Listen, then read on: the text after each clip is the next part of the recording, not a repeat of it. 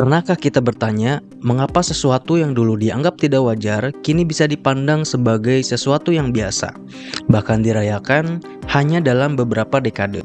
Salah satu contoh yang sering menjadi perdebatan di era modern adalah fenomena LGBT. Jika dahulu perilaku ini di banyak masyarakat dipandang sebagai penyimpangan moral dan sosial, kini di berbagai belahan dunia ia justru memperoleh penerimaan yang jauh lebih luas. Kita hidup di zaman ketika batas antara yang dianggap benar dan salah tidak lagi banyak dipengaruhi oleh kekuatan senjata, melainkan oleh informasi yang mengalir melalui layar di genggaman kita. Setiap hari, kita disuguhi berbagai narasi yang dikemas dengan menarik dan persuasif. Tanpa disadari, narasi-narasi itu dapat memengaruhi cara kita memandang nilai, moral, dan apa yang kita anggap sebagai sesuatu yang wajar. Lalu muncul pertanyaan penting. Apakah perubahan cara pandang terhadap LGBT ini benar-benar terjadi secara alami sebagai bagian dari dinamika sosial, ataukah ada proses rekayasa sosial yang bekerja secara terstruktur di baliknya? Dalam perspektif psikologi komunikasi, pesan media tidak pernah benar-benar hadir tanpa sudut pandang. Salah satu konsep yang sering digunakan untuk menjelaskan hal ini adalah social construction of reality.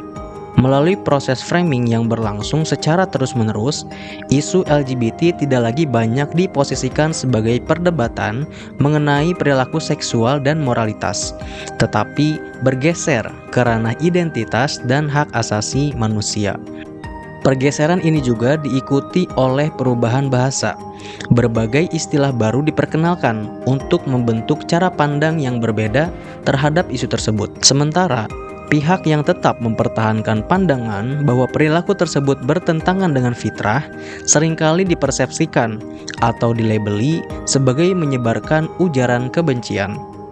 Ketika media berhasil membentuk cara masyarakat memaknai sebuah isu, perubahan sikap dapat terjadi bukan semata-mata karena masyarakat menilai suatu gagasan itu benar, melainkan karena realitas yang mereka lihat telah dibingkai dan dikonstruksi secara terus-menerus. Lalu, mengapa muncul kesan bahwa hampir seluruh dunia kini mendukung gerakan LGBT?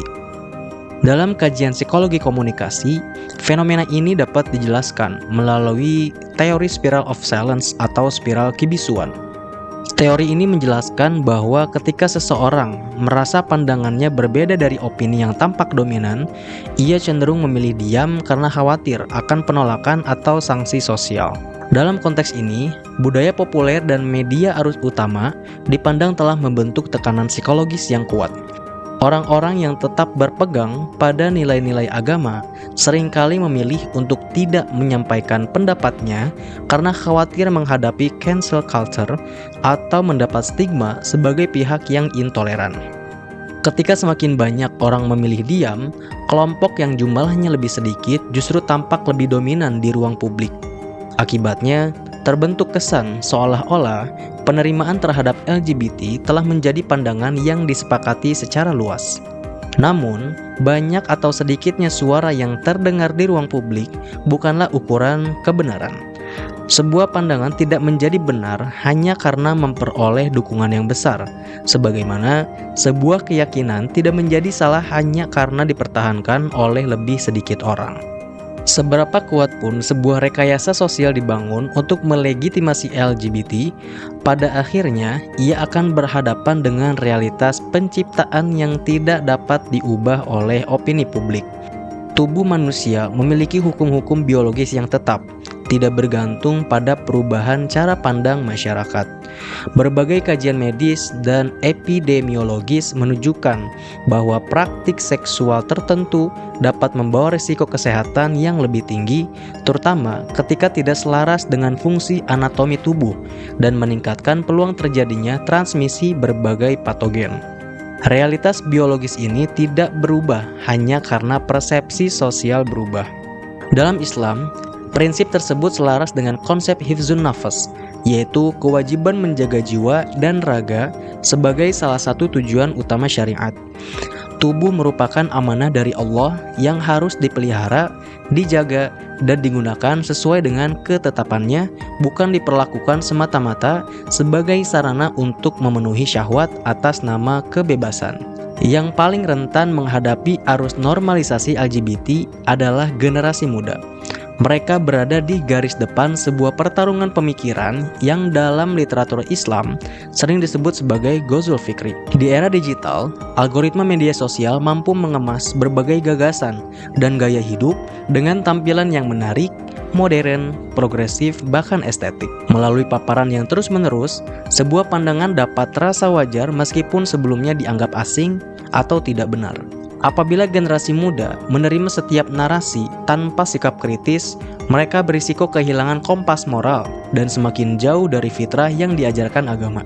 Karena itu, tugas kita bukan hanya menyampaikan larangan, tetapi juga membekali mereka dengan kemampuan berpikir kritis yang berlandaskan tauhid. Dengan bekal tersebut, mereka tidak hanya mengetahui mana yang benar dan mana yang salah, tetapi juga mampu menganalisis setiap pesan yang mereka terima, sehingga tidak mudah terbawa oleh narasi yang bertentangan dengan nilai-nilai yang mereka yakini.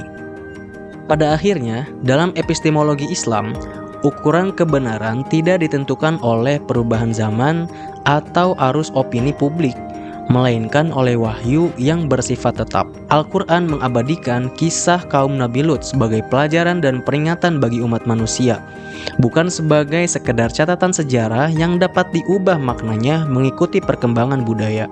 Bagi seorang muslim, kisah tersebut menjadi bagian dari petunjuk Allah dalam memahami batas-batas fitrah yang telah Dia tetapkan. Setiap manusia pasti diuji dengan berbagai dorongan dan hasrat. Namun, kemuliaan manusia tidak terletak pada mengikuti setiap keinginan yang muncul, melainkan pada kemampuannya mengendalikan hawa nafsu di bawah bimbingan petunjuk Allah. Di tengah dunia yang dipenuhi beragam narasi dan perubahan cara pandang, seorang muslim memiliki standar yang tidak berubah.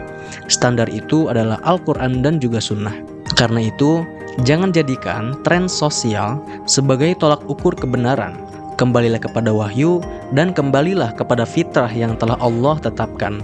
Sebab hanya dengan berpegang teguh pada petunjuknya, manusia dapat menjaga kemuliaan dirinya serta menempuh jalan menuju keselamatan di dunia maupun juga di akhirat kelak.